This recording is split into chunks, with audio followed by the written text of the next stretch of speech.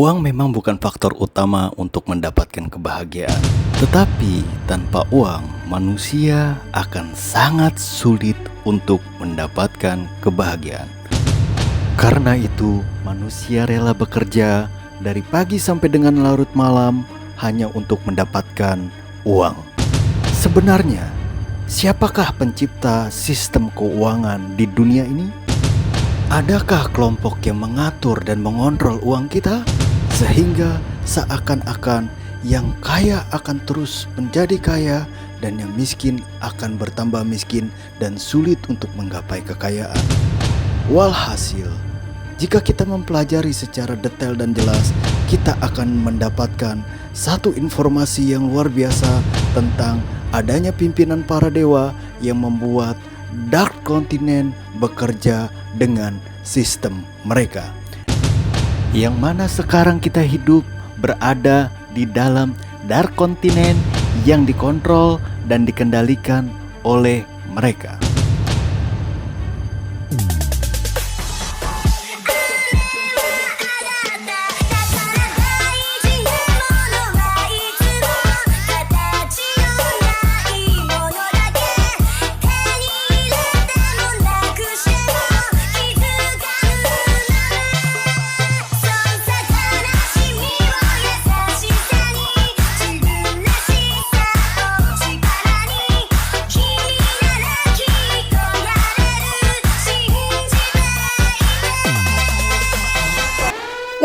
Loh, kok jadi anime?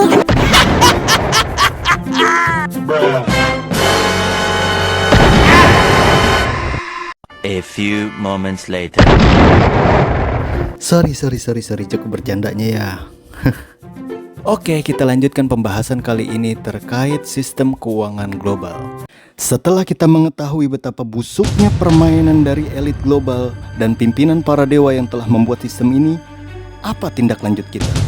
Apakah kita hanya berdiam diri dengan kebodohan kita, atau kita akan upgrade diri kita dan mencari tahu lebih dalam fenomena yang terjadi dari anomali yang ada? Di dalam video kali ini saya hanya ingin menyampaikan sedikit daripada pengetahuan saya terkait bagaimana pentingnya kita untuk survive di dalam sistem yang sudah dibuat oleh pimpinan para dewa. Terlebih lagi khususnya untuk kita yang terlahir sebagai pejuang, survival, dan bukan dari kalangan bangsawan ataupun kalangan elit global. Bahkan kita juga bukan dari kalangan kelas menengah mungkin. Kita terlahir sebagai pejuang yang selalu dihadapkan dengan berbagai macam challenge, rintangan, badai, ombak yang begitu dahsyat dan kuat menerpa diri kita dalam kehidupan ini. Maka dari itu sudah sepatutnya dan seharusnya kita increase skill kita improve diri kita agar kita menjadi karakter yang mampu untuk bertahan di dalam sistem keuangan yang busuk ini. Sangat mustahil kiranya kita mampu untuk lepas dari sistem yang sudah dibuat oleh mereka. Maka dari itu, ada beberapa pilihan yang kita bisa lakukan agar kita bisa bertahan. Cara yang paling efektif adalah dengan kita mengikuti permainan mereka. Mereka membuat dua mesin utama, yaitu mesin pencetak uang dan mesin pelipat ganda uang. Untuk mesin pencetak uang, kita mengenal dengan istilah bisnis. Dan untuk mesin pelipat ganda uang, kita mengenalnya dengan istilah pasar modal. Pada kesempatan video kali ini, saya hanya memaparkan terkait pasar modal, di mana di pasar ini para elit global, para dewa, mereka taruh sebagian aset mereka untuk melipat gandakan uang mereka dan mempertahankan kekayaan mereka. Di dalam instrumen ini kita sangat banyak amat mengenal istilah-istilah yang ada. Di antaranya adalah leverage atau nilai kali. Kita ambil permisalan, jika ada seseorang yang memiliki harta liquid 5 miliar, kemudian dia resikokan harta tersebut ke dalam instrumen investasi sebesar 2 miliar, yang di dalam instrumen investasi banyak sekali emiten-emiten atau perusahaan-perusahaan yang sangat bagus yang dikenal dengan istilah blue chip.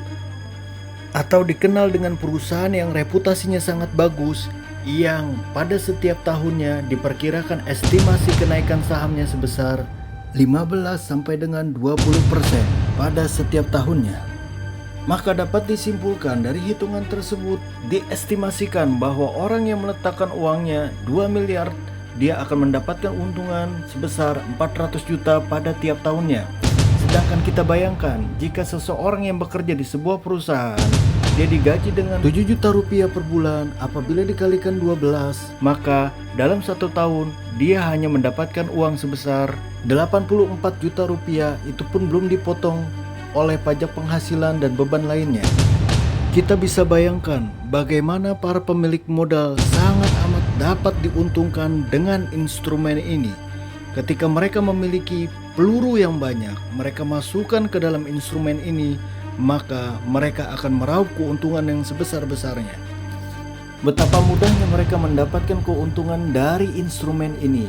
Bayangkan, jika di antara mereka memiliki harta 100 miliar, 300 miliar, 500 miliar, 1 triliun, bahkan jutaan dolar, mereka dengan mudahnya tanpa bekerja, mereka akan mendapatkan penghasilan yang luar biasa.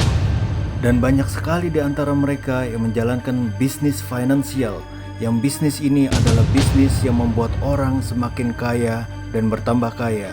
Ada perusahaan asuransi, ada perusahaan limited partner, ada perusahaan private equity atau manajer investasi besar yang mampu mengelola dana banyak sekali, yang jumlah AUM-nya sangat besar dan sangat mengerikan.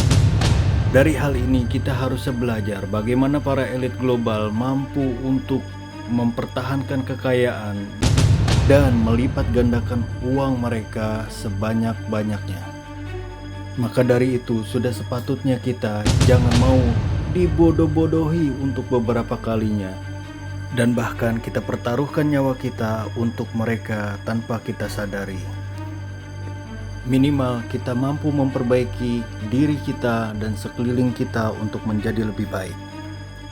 Sekarang tugas kita adalah sebaiknya memiliki 2 mesin tersebut, baik mesin pencetak uang maupun mesin pelipat ganda uang. Jangan mau lagi kita didikte oleh mereka dengan ucapan mereka hemat pangkal kaya, karena sejatinya hemat tidak akan membuat kaya, tapi hemat adalah support kita untuk menjadi kaya. Sedangkan untuk menjadi kaya tidak ada cara lain, tidak bukan dan tidak lain adalah mendapatkan income yang besar. Kemudian dari income yang besar tersebut kita putar di pasar modal.